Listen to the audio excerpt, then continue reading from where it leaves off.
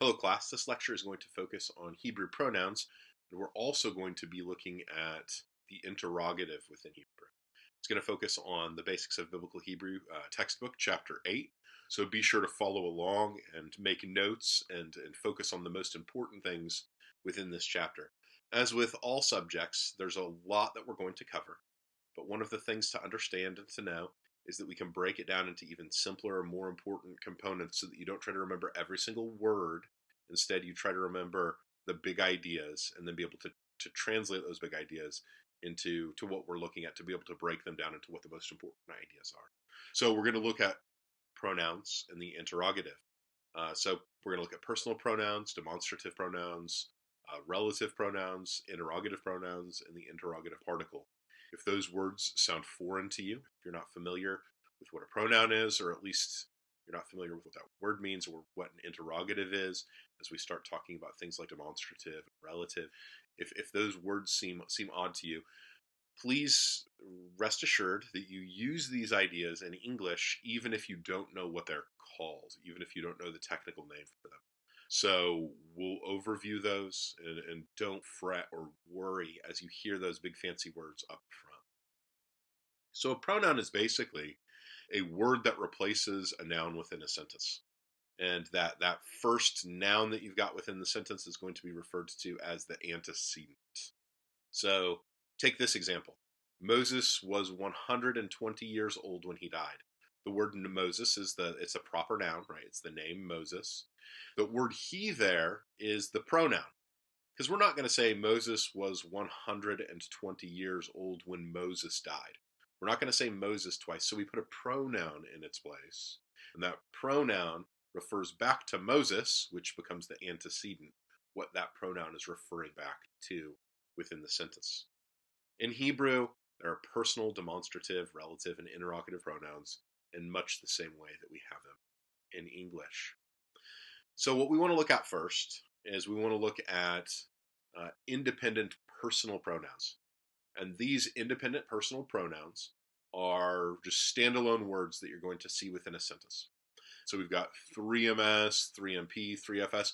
What those mean is you see you've got 3ms. It's talking about the person, right? So first, second, or third person.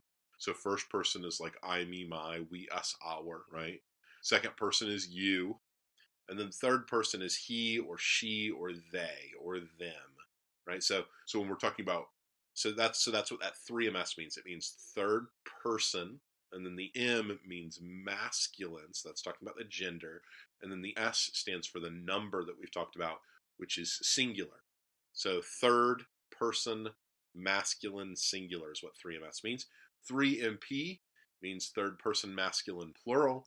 3FS means third feminine singular, third feminine plural, second masculine singular, second masculine plural, and so on.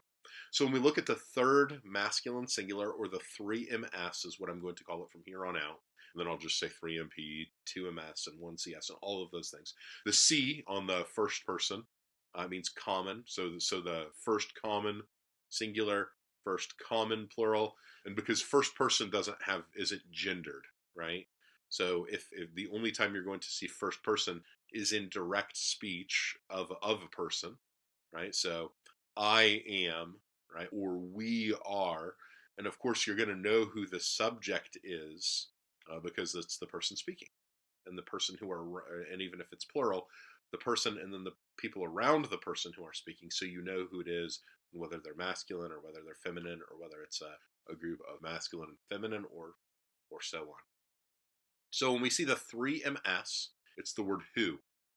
So who, that's what, if you want to say he or even it generically, if it would be coupled with a noun that was masculine in nature, you'd use the word who. The third masculine plural is haim or hema. Haim or hema, they mean the same thing. And the third feminine singular is he, so that's, the third masculine singular in English is he, but in, or him, right?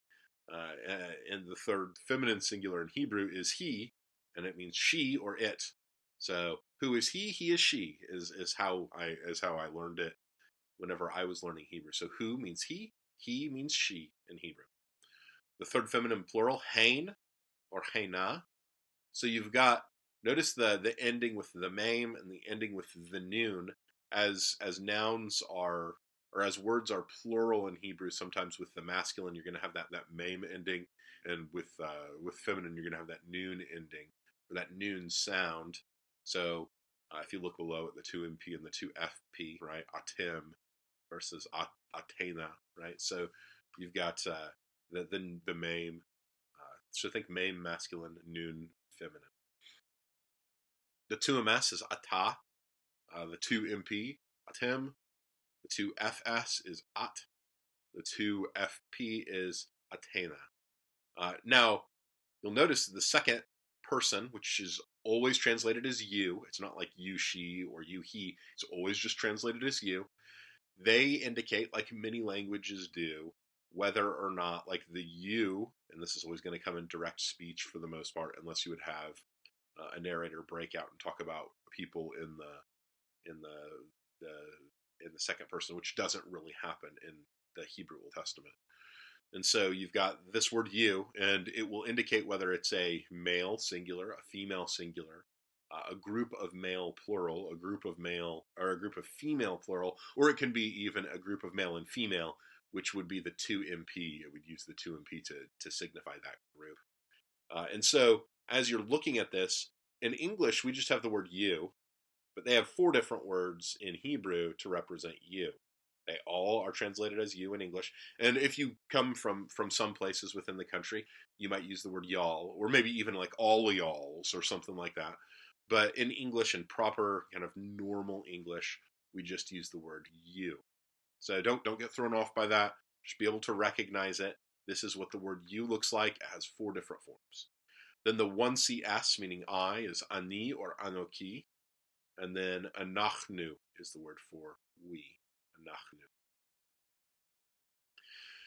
So when we're talking about independent personal pronouns, we call them independent because they stand alone. They're not prefixed or suffixed to another word. We'll learn about some pronominal suffixes later. Independent personal pronouns are subjective, meaning that they are used as the subject of a verb. So like, he went to the store. It's a subject there. The he is the subject of the sentence. Personal, and they're never used as the object of the verb. Personal pronouns may also appear as the subject of a verbless clause, which we'll see some examples of here in just a second. So this is where independent personal pronouns are used in a verbless clause. Verbless clause is just where the verb is supplied. It's going to be a to-be verb, really, that's going to be supplied. So that word ani means I, and then we've got the divine name there, Yahweh, which we often pronounce Adonai. So ani Adonai, right? I am Yahweh, or I am the Lord. So that verb am is supplied. Hu, Navi, Tzaddik. So hu is the word for he, and then you've got the word Navi, which means prophet, which we learned previously. And then the word Tzaddik means righteous, right? It's an adjective. It agrees in person, number, and gender here. So he is a prophet that is righteous. He is a righteous prophet, is what this is saying. Ata, which is one of the words for you. It's the second masculine singular. And you don't have to put like 2ms when you're translating or anything like that. You just put the word you. Ata melech tov. You are a good king. Right? Achim, anachnu. Right? Achim is the plural for brothers. Brothers, anachnu. We.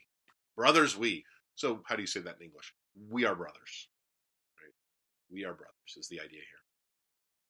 He, Isha, Hakama, right? So he is the word for she, and then Isha is the word for woman. Then Hakama is the adjective of wise, right? So again, notice that the adjective and then the noun, they agree in person, number, and gender here. So she, that is the woman, is wise. So she is a wise woman, right? A wise woman, she, right? So how do we say that in English? She's a wise woman. Then atem, so another second person pronoun here. So you've got sec 2 MP. Atim ba'ir ha-gadolah, right? So you are in the great city, right? There, you are in the city. What city? The great one. So you've got the in the bait preposition there before ear. It's also got the definite article because you see the lengthening of the vowel there instead of it just occurring as a reduced vowel. So you in the city, the great one. You are in the great city. These are verbless clauses. The kind of helping verb, that to be verb is supplied within their understanding. Pronouns can also be demonstrative. And so those are words like this, these, that, and those. I'll talk about what this means here in just a second. But the word this is the word ze, right? If it's masculine singular. It's masculine plural. It's ele. So the book of Deuteronomy begins with ele hadevarim. These are the words. These are the words and then it says that Moses spoke to Israel. Ele is the word these, and then hadevarim, we know that, the words, right? Ele hadevarim, these are the words. Zot is the word for this. Ele is also the word for these feminine plural, so notice that it is the same word, ele. Who is the word for that, masculine singular, and he is the word for that, feminine singular. So who and he, right? So we've seen those words before. They mean he and she when they're just independent personal pronouns. And then haim and haima, those, we've seen that before too. Hain and haina, those. So those you're just going to know from context whether or not they are independent personal pronouns or whether they are demonstratives. And then how to translate them. Hebrew demonstratives may be used as adjectives, this man, those women, or as pronouns, this is the man, those are the women. So notice the adjectival use versus the pronominal use there. The masculine and feminine singular forms who and he are identical to the 3ms and 3fs independent, or so the third person masculine and feminine personal pronouns. The demonstrative ele here, or sorry, these, in both masculine and feminine plural, is the same. Remember that the designation for this pronoun is common, meaning it's not inflected for gender. So, just try to wrap your mind around these ideas. You'll know them mostly from the context in a sentence. So when a Hebrew is demonstrative and it's functioning as an adjective, it will follow the noun that it modifies. So ha'ish, hazeh, this, like the man, the this, it means this man. The man, the this, right? And notice it agrees in gender and in number and in definiteness. This is the man. This is the man. This man. Ha'ish, hazeh. Ha'isha, hazot. The woman, the this woman. Ha'ish, ha'u. Ha'ish, ha'u. The man, the that, right? The man, that man. So this man, that man. Ha'isha, ha'i, that woman.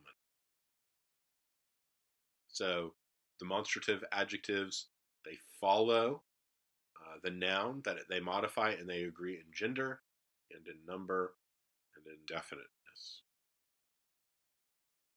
So a demonstrative adjective is going to be when a noun is modified by both an attributive adjective and a demonstrative adjective. All three agree in gender and number and indefiniteness. So you've got the blue writing there, the attributive adjective, and then you've got the red writing, the demonstrative adjective, just so that you see it within the sentence there.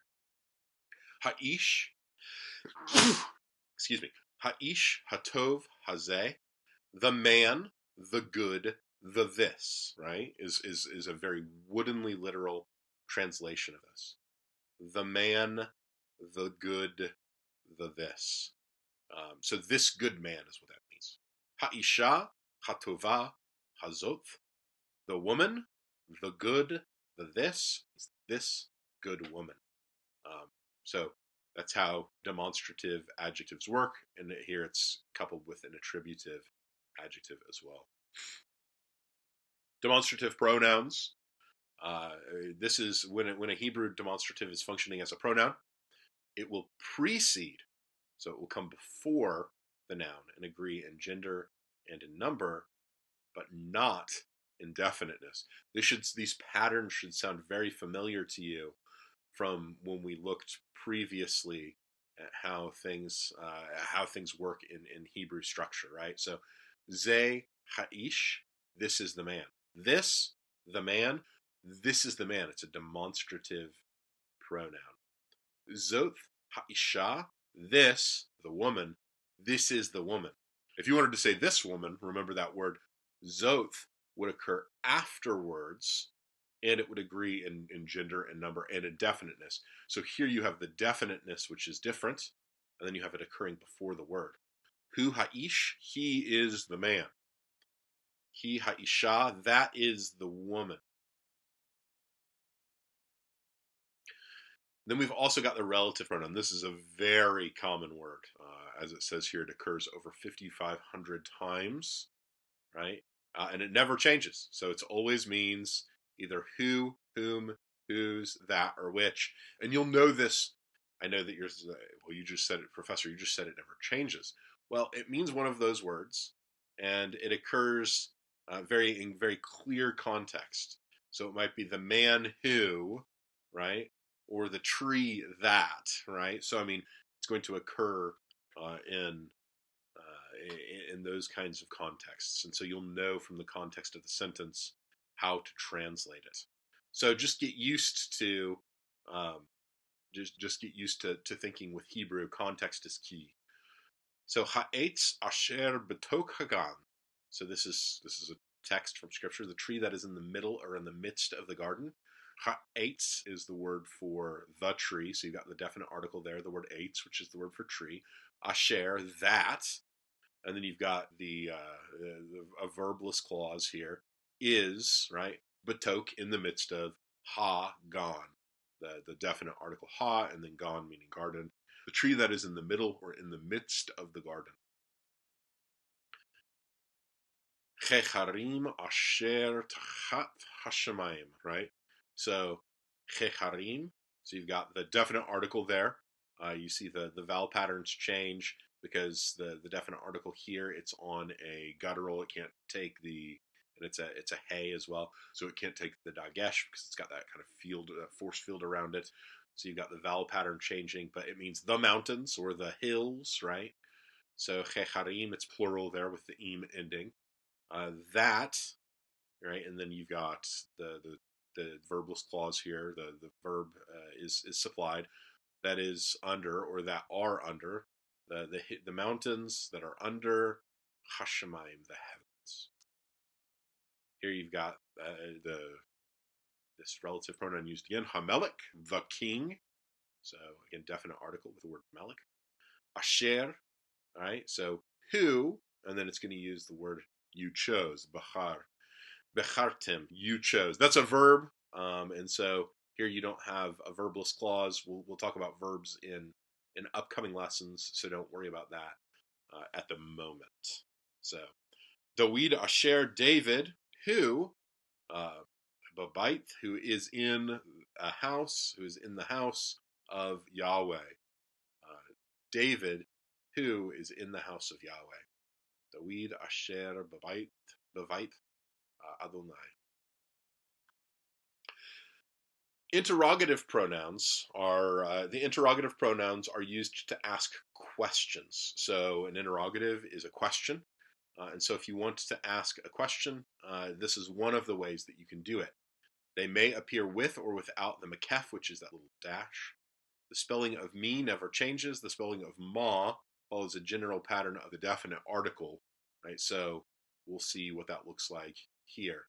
So you've got ma when it's used with makef. Ma shemo. What is his name? So the word shem is the word for name, and then you've got a pronominal suffix there on the end. We'll learn about those later. What is his name? Ma hachalom. So what is the dream? The this, right? What is this dream? Ma asita. What what have you done? So here you've got another verb. We'll learn about verbs later, so don't worry about this. So me ha asita, right? So it, that's a verb. It might get confusing. Just look at the word may there, though. Me, me. What is what that means there. Me is who, right? Uh, me, ata. So ata is one of the words for you. Who, who, you. So who are you? It's a question. Who are you? Who are you? Here again, you got ha'ish hazeh there at the end. Me, ha'ish hazeh. Who is the man, the this one? So who is this man? Don't translate it as, who, the man, the this. Instead of smooth it out in English, who is the man? Who is the man? And then you've got who are these men? Notice that they're agreeing in gender and number and indefiniteness.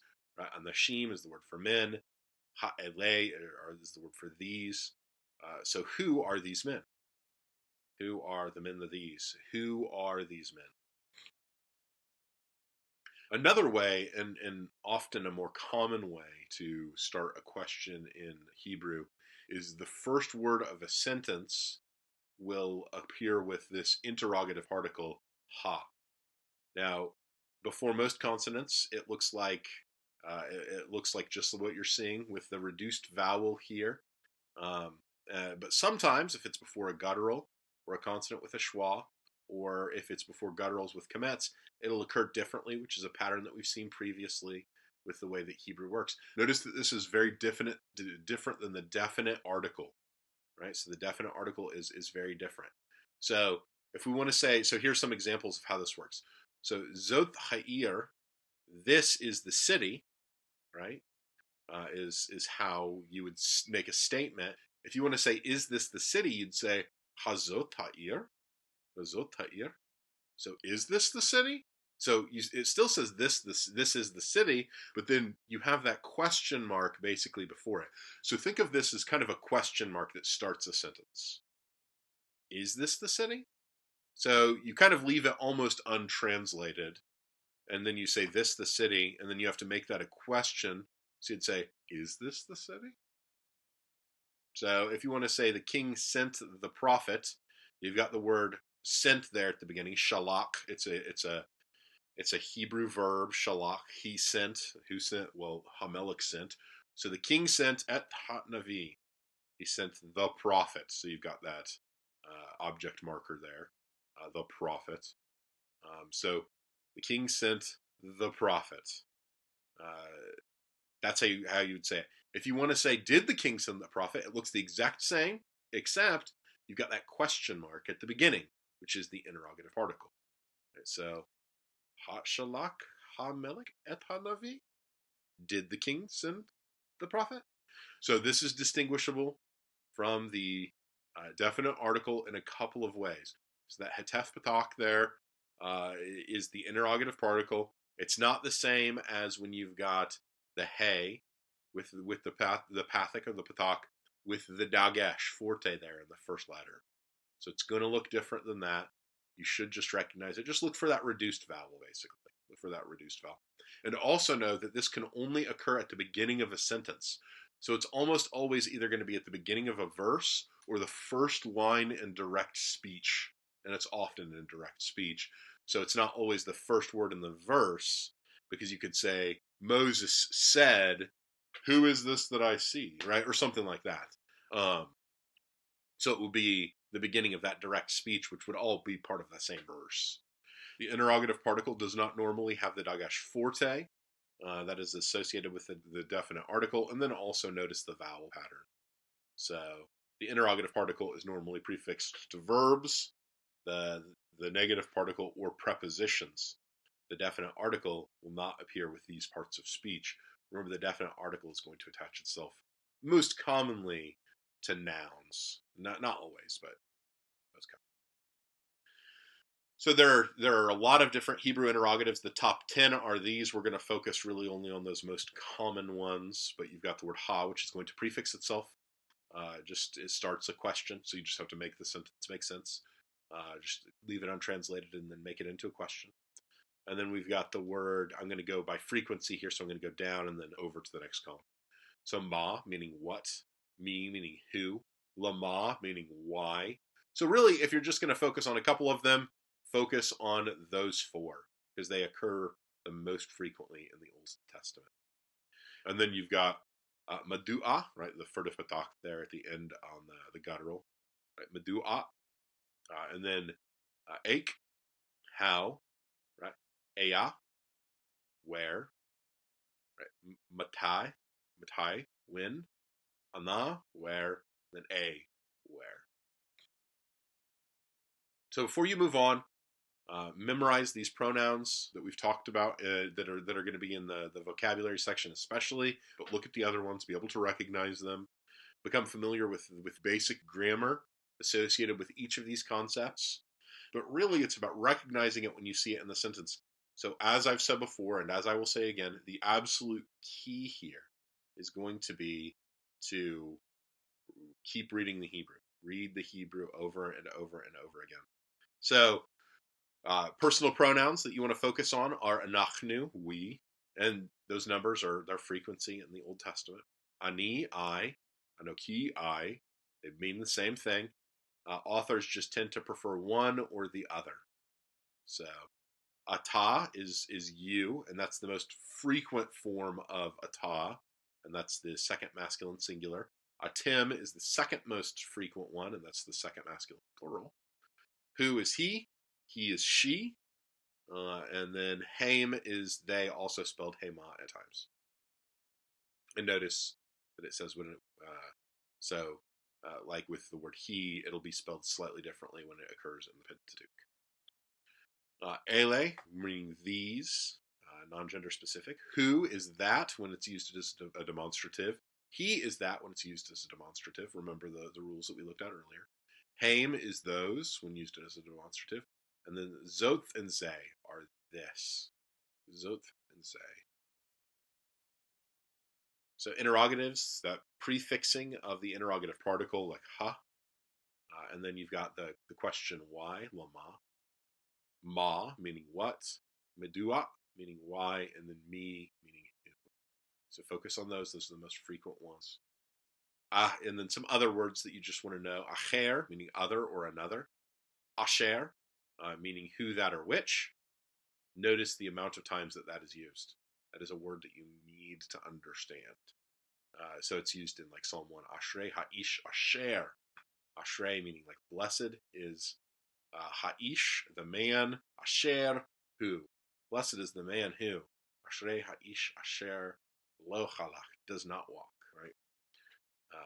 And then we've got the word ki, meaning that or because. It can also mean but or except, just depending on the context. So ki-im is a common phrase that means like except or but. And then you'll have this other word prefixed to a relative pronoun, meaning who, that, or which, but it's not very common. 143 times. That seems like a lot. The Hebrew Old Testament is pretty big. All right. Well, I hope that this is helpful to you. And I pray that as you've gone over this chapter, it's not overwhelming.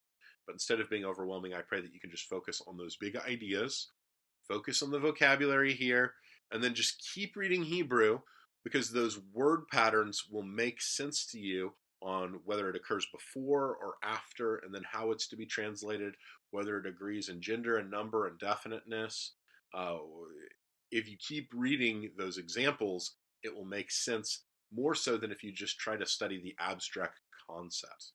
In the same way that in English, you probably know kind of all those rules about how things work, even though you don't know all the technical names for them.